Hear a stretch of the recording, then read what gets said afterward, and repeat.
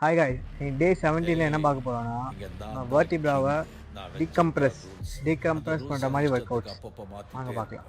அது கப்சிப்புன்னு கேட்டு ஃபாலோ பண்ணணும். அதை விட்டுட்டு ஏதாவது அடாவடித்தலை பண்ண நினைச்ச உன்னை கண்ட துண்டமா வெட்டி கழிச்சு போட்டுடுவேன். ஹொக்கோம் டைகர் கா ஹொக்கோம்.